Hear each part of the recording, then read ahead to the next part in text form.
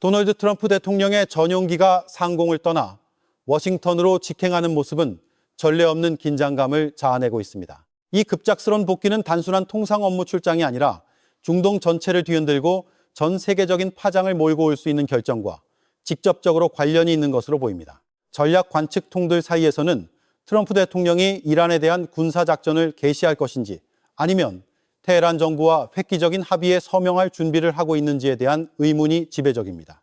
이번 사태의 전개는 단순히 워싱턴과 테헤란 간의 이야기가 아니라 수십 년간 대립해온 두 강대국 간의 의지력을 시험하는 장입니다. 오늘 열리는 협상의 이면은 각 행보가 지역의 힘의 균형을 바꿀 수 있는 진정한 전략적 게임으로 평가됩니다. 소식통에 따르면 군사적 및 외교적 압박이 최고조에 달한 상황 속에서 최종 세부 사항들이 조율되고 있다고 합니다. 세계는 지금 역사적인 갈림길에 서 있습니다. 한쪽에는 지역을 대규모 전쟁 발발의 위험으로 몰고 갈 수 있는 충돌 시나리오가 있고, 다른 한쪽에는 미이란 관계를 재정립하고 트럼프 대통령의 임기에 짙은 족적을 남길 수 있는 평화협정의 가능성이 있습니다. 과연 그는 총 한 발 쏘지 않고 이란의 양보를 받아내는 첫 번째 대통령이 될 것인가? 아니면 몇 시간 안에 백악관에서 군사 명령이 하달될 것인가? 상황은 분초를 다투고 있습니다. 긴장이 최고조에 달한 가운데 미국과 이란 간의 결정적인 협상 라운드가 공식적으로 시작됩니다. 이란의 아바스 아락치 외무차관은 오만 총리의 중재하에 미국 행정부의 스티브 우코프 특사와 간접적으로 대화할 예정입니다. 이는 더 이상 탐색전이 아니며 양측 모두에게 두 번째 기회는 없는 마지막 라운드로 명확히 규정되었습니다. 이번 만남의 본질은 단순한 협상이 아니라 의지의 시험입니다. 워싱턴은 테헤란이 제시된 조건들을 수용하거나 그렇지 않으면 군사적 대결의 문이 열릴 것이라는 강경한 메시지를 보냈습니다. 더 이상 전략적 완충지대도 이전처럼 길게 끄는 협상의 여지도 없습니다. 미국은 화해냐 충돌이냐는 핵심 질문에 대한 즉각적인 답변을 원하고 있습니다. 한편 분석가들은 핵 프로그램, 경제 제재부터 지역 안보 구조에 이르기까지 양측 간의 산적한 현안들이 매우 복잡하다고 경고합니다. 분석가 JV3L은 이 협상 라운드가 극도로 어려울 것이라고 전망했는데 각 개별 사안을 처리하는데 며칠, 심지어 몇 주가 걸릴 수 있기 때문입니다. 하지만 이제 모든 것을 단 몇 시간 안에 해결해야만 합니다. 이는 압력이 최대로 응축되어 있으며 단 하나의 걸림돌만으로도 전체 과정이 무너질 수 있음을 의미합니다. 현재 국면은 이것이 더 이상 통상적인 외교적 교류가 아니라 향후 중동 지역 전체의 방향을 결정할 전략적 대결임을 보여줍니다. 세계는 미국과 이란 간의 평화협정을 숨죽여 기다리고 있지만 현실은 외교의 판이 그 어느 때보다 복잡하다는 것을 보여줍니다. 도널드 트럼프 대통령이 백악관으로 복귀한 것은 단순히 군사 시나리오를 준비하기 위함이 아니라 결정적으로 여겨지는 이 협상 라운드를 직접 감독하고 간접적으로 참여하기 위함입니다. 운영 메커니즘에 따라 미국 대표단이 교착 상태에 빠질 때마다 즉시 워싱턴으로 직통 라인이 연결되어 도널드 트럼프 대통령의 자문을 구하게 되며 그는 전화를 통해 현장에서 즉각적인 지시를 내릴 것입니다. 전용기에서 기자들에게 한 연설에서 트럼프 대통령은 이란이 합의에 도달하는 길을 선택하기를 희망한다고 밝혔습니다. 그는 테헤란이 외교적 해결책으로 나아가야 하며 그렇지 않으면 그 결과가 매우 심각할 수 있다고 강조했습니다. 이 발언은 모든 옵션이 여전히 테이블 위에 놓여 있음을 보여주는 명확한 경고의 함의를 담고 있습니다. 트럼프 대통령은 또한 이란이 강경한 협상가들이라고 인정하면서도 그들이 이전에 합의에 도달할 기회를 놓쳤다고 지적했습니다. 바로 그 지체와 결단력 부족이 미국으로 하여금 핵 문제와 관련하여 행동할 준비가 되어 있다는 메시지로서 비폭격기를 이 지역에 배치하는 것을 포함한 전략적 억제 조치를 취하게 만들었다는 것입니다.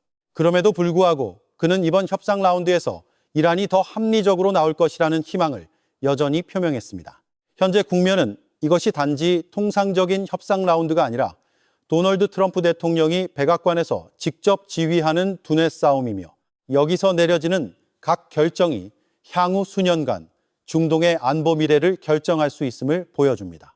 지금 가장 큰 질문은 더 이상 누가 누구에게 양보하느냐가 아니라 과연 어떤 합의라도 체결될 것인가 하는 점입니다. 제네바 회담 불과 몇 시간 전 마르코 루비오 국무장관은 이란과의 합의 도달이 극도로 어렵다는 점을 인정하면서도 워싱턴은 마지막 순간까지 노력할 것이라고 밝혔습니다.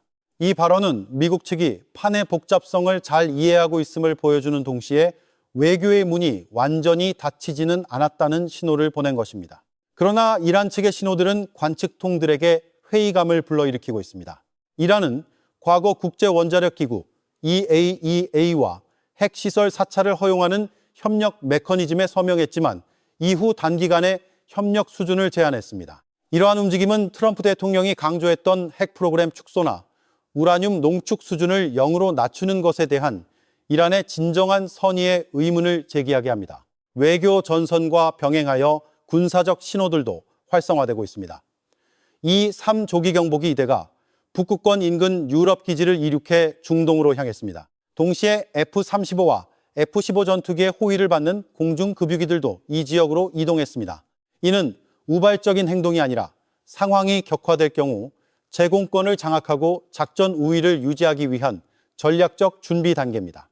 이는 워싱턴이 협상과 억제라는 두 개의 전선을 동시에 전개하고 있음을 보여줍니다. 만약 합의가 이루어지지 않는다면 국면은 회의 테이블에서 중동의 상공으로 단시간에 전환될 수 있습니다. 현재 약 18대 F-35 전투기가 중동에 배치되어 미국이 이 지역에 배치한 것 중 가장 현대적인 공격 및 방어망을 형성하고 있습니다. 하지만 군사 분석가들에 따르면 핵심 요소는 전투기의 수량이 아니라 공중급유기 시스템에 있습니다. 바로 이 항공기들이 모든 대규모 작전의 척추 역할을 하는데 유럽에서 출격한 전투기들이 작전 지역까지 직행하여 더 오랜 시간 활동하고 공격 반경을 상당히 넓힐 수 있게 해주기 때문입니다. 이는 워싱턴이 중동에 이미 주둔하고 있는 병력에만 의존하는 것이 아니라 유럽으로부터 전력을 동원하는 방안도 준비하고 있음을 보여줍니다. 미국이 이란의 선제 미사일 공격 가능성까지 고려했다는 정보도 있습니다. 따라서 조기경보, 공중급유, 호위 전투기 시스템이 높은 준비 태세로 설정되어 있습니다. 관측통들은 현재 중동에 집중된 미군의 수준이 이전 여러 시기보다 매우 높은 임계점에 있다고 평가합니다. 만약 충돌이 발발하면 군사적 주둔 규모는 더욱 급격히 증가할 수 있습니다. 이는 워싱턴이 고강도 전쟁 시나리오를 준비하고 있지만 신속한 타격, 절대적인 제공권 장악, 그리고 이란의 미사일 능력이 심각한 피해를 입히기 전에 무력화한다는 명확한 목표를 가지고 있음을 의미합니다. 미국 소셜미디어에 퍼진 한 영상에는 USS 제럴드 포드 항공모함이 지브롤터 해협을 통과하는 모습이 담겨 즉각적으로 여러 전략적 추측을 불러일으켰습니다. 만약 이 항모가 실제로 동지중해로 향해 이스라엘 해안 근처에 정박하거나 심지어 홍해 지역에 접근한다면 이는 극히 심각한 군사적 의미를 갖는 행보가 될 것입니다. 항공모함의 등장은 단시간 내에 대규모 공군력을 전개할 수 있는 능력을 의미합니다. 반대편에서 이란 역시 가만히 있지 않았습니다. 제네바 협상 불과 몇 시간 전 테헤란은 사전 통보 없이 호르무즈 해협에서 실탄 사격 훈련을 기습적으로 실시했습니다. 이는 우연한 움직임이 아니라 치밀하게 계산된 전략적 메시지입니다. 호르무즈 해협은 세계의 핵심 에너지 수송로입니다. 이란이 이 지역에 대한 통제 능력을 과시한 것은 테헤란을 겨냥한 어떠한 군사 행동도 전 세계 해상 운송 중단의 위험이라는 대가를 치러야 할 것임을 강조하고 싶어 하는 것입니다. 미국 협상가들에게 보내는 메시지는 매우 명확합니다. 이란은 강경한 입장으로 협상 테이블에 나설 뿐만 아니라 실제적인 군사적 지렛대도 함께 가지고 있다는 것입니다. 현재의 그림은 양측 모두 자신의 전략적 말들을 준비된 위치에 놓고 있음을 보여줍니다. 한쪽은 민감한 지역으로 진입하는 항공모함이고 다른 한쪽은 세계 에너지의 목줄에서 벌이는 군사훈련입니다. 협상은 어떠한 오판이라도 균형을 완전히 충돌적으로 기울게 할 수 있는 상황 속에서 진행되고 있습니다. 어떤 시나리오가 펼쳐지든 중동에서의 전쟁 대가는 결코 작지 않을 것입니다. 그러나 이란의 호르무즈 해협 봉쇄 가능성에 대한 우려 속에서 많은 군사 분석 사이트들은 주목할 만한 현실을 지적했습니다. 테헤란이 이 전략적 해상로를 완전히 봉쇄할 능력은 극히 제한적이라는 것입니다. 그 이유는 군사력의 불균형에 있습니다. 이란의 맞은편에는 미 해군뿐만 아니라 현대적인 방어 시스템과 함대를 갖춘 걸프 국가들이 있습니다. 만약 이란이 호르무즈 해협 전체를 봉쇄하려 한다면 그 행동은 기술, 화력, 그리고 제공권 및 제해권에서 압도적인 군사동맹과 정면으로 맞서는 것을 받아들이는 것과 거의 같습니다. 많은 전략적 평가에 따르면 이란은 해안 미사일, 기뢰 또는 고속정을 사용하여 해상 활동을 일시적으로 방해하고 심리적 및 경제적 압박을 가할 수는 있습니다. 하지만 장기간에 걸쳐 해협을 완전히 봉쇄하는 것은 매우 어려운 시나리오인데, 이는 강력한 군사적 대응을 촉발할 것이고 이란 자신에게 파괴적인 결과를 초래할 수 있기 때문입니다. 이는 호르무즈가 여전히 중요한 억제 카드이지만 그것을 절대적인 봉쇄 도구로 바꾸는 것은 전혀 다른 이야기임을 보여줍니다. 양측은 군사력을 과시했지만 협상의 문은 아직 닫히지 않았습니다. 그러나 더 큰 질문이 남아 있습니다. 만약 전쟁이 정말로 발발한다면 어떤 방향으로 전개될 것인가? 이라크 전쟁에서 전략기획에 참여한 경험이 있는 퇴역 미군 장성 더글러스 맥그리거의 견해에 따르면 그렇습니다. 핵심 문제는 이스라엘 측의 영향력에 있습니다. 그는 트럼프 대통령이 이란을 철저히 제거해야 할 위협으로 항상 간주해온 베냐민 네타냐후 이스라엘 총리의 강경한 입장에 상당한 영향을 받고 있다고 주장합니다. 더글러스 맥그리거는 만약 미군이 참전한다면 이것은 제한적인 작전이나 상징적인 억제 타격이 아닐 것이라고 경고합니다. 그에 따르면 가능한 시나리오는 이란의 정치 지도부, 군사 시스템에서부터 핵심 인프라에 이르기까지 이란의 권력 구조 전체를 무력화하는 것을 목표로 하는 총력전이 될 수 있습니다. 그는 심지어 최종 목표 달성을 위해 필요하다고 간주된다면 식량과 물과 같은 필수 보급품을 차단하는 것도 전략에 포함될 수 있다고 말합니다. 이러한 관점에서 볼 때 목표는 단순히 이란의 양보를 강요하는 것이 아니라 미국의 모든 군사력을 동원하여 테헤란 정권의 생존 능력 자체를 완전히 마비시키는 것이 될 것입니다. 이는 극단적인 전망이지만 협상 테이블이 실패할 경우 일어날 수 있는 일의 심각성을 보여줍니다. 워싱턴이 항공모함 전투단으로 힘을 과시하는 동안 전 CIA 요원이자 전 유엔 사찰관이었던 인물은 전혀 다른 시각을 제시합니다. 그에 따르면 이란은 미 항공모함을 직접 위협할 수 있는 무시할 수 없는 전략적 우위를 쥐고 있습니다. 그는 이란이 단독으로 행동하는 것이 아니라 러시아, 중국, 북한과 함께 반접근 교리를 면밀히 연구해 왔다고 주장합니다. 평시든 전시든 항공모함은 미 해군 힘의 중심이기 때문에 항상 최우선 목표가 됩니다. 이 플랫폼을 무력화할 수 있다면 전체 원정작전 구조에 심각한 영향을 미칠 것입니다. 잠수함, 방공 구축함, 그리고 다층 방어망으로 보호받고 있음에도 불구하고 항공모함은 여전히 핵심적인 약점을 가지고 있습니다. 만약 정확하게 탐지되고 추적당한다면 화력 집중의 목표가 될 수 있습니다. 러시아와 중국은 현대적인 요격 시스템을 뚫기 위해 극초음속 미사일을 개발한 것으로 알려져 있습니다. 한편 이란은 방어 시스템을 과부하시키기 위해 동시에 대량의 미사일을 발사하는 포화 사격 전술을 추구합니다. 이 분석에 따르면 문제는 미사일 한 발이 뚫을 수 있느냐가 아니라 수십 또는 수백 발이 동시에 발사될 때 방어막을 과부하시키는 포화점을 만들어낼 수 있느냐에 있습니다.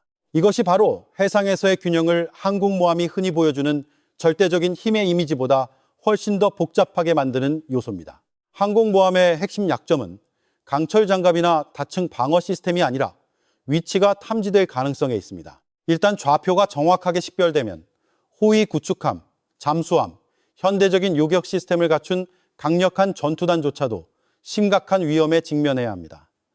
특히 이란 근처에서 활동할 때 그렇습니다. 이란은 지역을 커버하는 다양한 사거리의 미사일 비축량을 보유한 것으로 알려져 있습니다. 한 미군 장성은 상륙 공격함이 적의 탄도미사일의 표적이 될 수 있다면 항공모함도 그 위험에서 예외는 아니라고 인정한 바 있습니다. 이는 더 이상 이론적인 가설이 아니라 미사일 기술이 눈부신 속도로 발전함에 따라 미 국방부가 최근 몇 년간 제거하지 않을 수 없게 된 전략적 현실입니다. 강대국들이 군사적 체스판 위에서 계산을 하는 동안 분석가 JV 바덴의 글은 또 다른 요소를 지적합니다. 아랍 국가들은 협상에 직접 참여하지는 않지만 지역의 소방수 역할을 하고 있습니다. 걸프 국가들, 이집트, 그리고 터키는 모두 어떤 대가를 치르더라도 전쟁 발발을 막아야 한다는 공통된 사활적 이익을 가지고 있습니다. 이는 군사 장비 전개와 강경한 경고의 움직임 뒤에는 여전히 균형이 레드라인을 넘지 않도록 하기 위한 조용한 외교 네트워크가 존재함을 보여줍니다.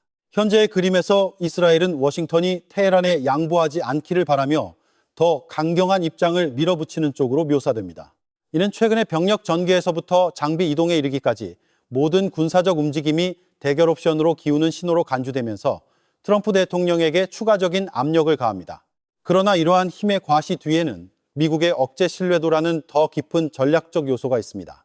일단 대규모 병력을 동원한 후 만약 워싱턴이 명확한 결과 없이 갑자기 물러선다면 이는 국제 무대에서 미국의 힘과 결단력의 이미지를 약화시킬 수 있습니다. 현재의 지정학적 환경에서 신뢰도는 단지 상징이 아니라 전 세계적 영향력을 유지하기 위한 기반입니다. 그럼에도 불구하고 현실은 미국과 이란 모두 전쟁의 대가를 잘 알고 있다는 것을 보여줍니다. 양측 모두 핵심 이익을 보장받을 수 있다면 합의를 모색할 동기가 있습니다. 하지만 협상이 결렬되고 병력이 이미 준비되었으며 대결 심리가 고조된 상황에서는 전쟁은 피할 수 없는 결과가 될 수 있습니다. 또 다른 전개도 조용히 일어나고 있습니다. 이 위기에서 아랍 국가들과 터키의 역할은 힘의 균형이 워싱턴, 테헤란, 텔아비브 간의 결정에 집중되면서 시간이 지남에 따라 줄어드는 것처럼 보입니다. 지역의 중재 목소리가 상당히 축소될 위험에 처해 있습니다.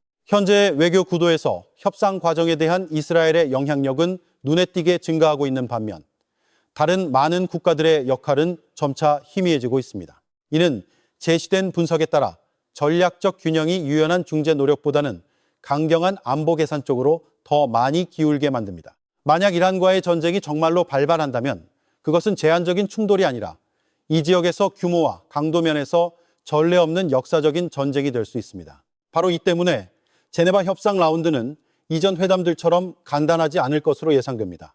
현안들은 상세하게 분석될 것이고 각 조항은 신중하게 검토될 것이며 과정은 초기 예상보다 훨씬 더 길어질 수 있습니다. 그러나 이 복잡성 뒤에는 양측으로부터의 거대한 압력이 있습니다. 워싱턴은 테헤란의 레드라인, 즉 이란이 수용할 수 있는 최대 양보 수준을 정확히 파악하고자 합니다. 반대로 이란 역시 미국의 실제 한계를 탐색하려 합니다. 워싱턴이 협상에서 행동으로 전환할 지점은 어디인가? 따라서 이 두뇌 싸움은 합의 내용뿐만 아니라 각 측의 의지와 전략적 한계를 시험하는 장이기도 합니다. 인용된 저자의 관점에 따르면 양측의 레드라인 그림에는 주목할 만한 차이가 있습니다. 이란 측은 비교적 명확한 한계를 보여주는 반면 트럼프 대통령 하에 미국의 입장은 아직 공개적으로 확정되지 않은 점이 많습니다. 지금까지 트럼프 대통령은 워싱턴이 이란의 우라늄 농축을 1%나 2%와 같은 매우 낮은 수준에서 허용할 것인지 여부를 단호하게 선언하지 않았습니다. 반면 버락 오바마 대통령 시절의 핵 합의는 테헤란이 우라늄을 약 3.67% 수준으로 농축하는 것을 허용했습니다. 이 차이는 핵심 질문에 대한 명확한 답이 아직 없음을 보여줍니다. 미국은 절대적인 0%를 원하는가? 아니면 통제 가능한 제한 수준을 받아들일 것인가? 핵 문제뿐만 아니라 이란의 미사일 프로그램에 대한 트럼프 대통령의 입장도 아직 구체적으로 공개되지 않았습니다. 마찬가지로 이란이 지역 내 대리 무장 세력을 지원하는 문제 역시 워싱턴이 최고 수준에서 공식적인 요구를 제시하지 않았습니다. 미사일과 대리 세력에 관한 강경한 요구들은 대부분 베냐민, 네타냐후, 이스라엘 총리로부터 나온 것이지 트럼프 대통령의 직접적인 선언은 아니었습니다. 반대로 테헤란은 특히 미사일 프로그램과 같이 협상 테이블에 오를 수 없는 문제들이 있다는 명확한 신호를 보냈습니다. 대리 세력 네트워크에 대해서는 일부 분석가들은 이란이 현재 국내 경제적 압박을 받고 있어 이전과 같은 대규모 지원을 유지할 능력이 더 제한적일 수 있다고 봅니다. 이는 협상 균형의 새로운 변수를 만들어냅니다. 따라서 협상은 단지 요구사항에 대한 대결이 아니라 전략적 명확성에 대한 경쟁이기도 합니다. 자신의 한계를 먼저 정하는 쪽이 판의 흐름을 통제할 수 있습니다. 제시된 주장에 따르면 이스라엘은 최근 헤즈볼라를 겨냥한 공습을 늘림으로써 이란과의 직접 대결 가능성에 대비한 발판을 마련하고 있는 것으로 보입니다. 전략적 목표는 이 세력을 약화시켜 만약 이란과 더 큰 사태가 발생할 경우 북부 전선이 추가로 열리는 위험을 최소화하는 것으로 분석됩니다. 이는 단순히 즉각적인 반응이 아니라 장기적인 계산에 따른 행보입니다. 만약 이러한 긴장 고조의 연쇄 반응이 통제되지 않는다면 이 지역은 대규모 비극으로 빠르게 빠져들 수 있습니다. 현재 긴장을 완화시킬 만한 충분한 영향력을 가진 측은 점점 줄어들고 있습니다. 이스라엘은 더 강경한 입장을 밀어붙이는 것으로 묘사되는 반면 이란 역시 자신들이 받아들이지 않고 양보하지 않을 것들에 대한 명확한 메시지를 끊임없이 보내고 있습니다. 양측이 서로를 계속 위협하는 상황에서 왜 그들은 여전히 협상 테이블에 앉는가 하는 질문이 제기됩니다. 그 답은 전략적 계산에 있습니다. 워싱턴과 테헤란 모두 상대방의 막판 양보 가능성을 기다리고 있습니다. 어쩌면 이란은 정면 대결을 피하기 위해 비공개적인 조정을 받아들일 수도 있습니다. 미국 또한 결정적인 순간의 입장을 유연하게 조정할 가능성도 있습니다. 모든 것은 최고 권력자들의 최종 결정에 달려 있습니다. 이란 최고 지도자 알리 하메네이는 아바스 아락치 외무차관에게 협상 과정에서 넘지 말아야 할 레드라인을 명확히 제시한 것으로 알려졌습니다. 이는 외교의 문이 아직 열려 있음에도 불구하고 협상가들의 움직일 수 있는 폭은 매우 제한적임을 보여줍니다.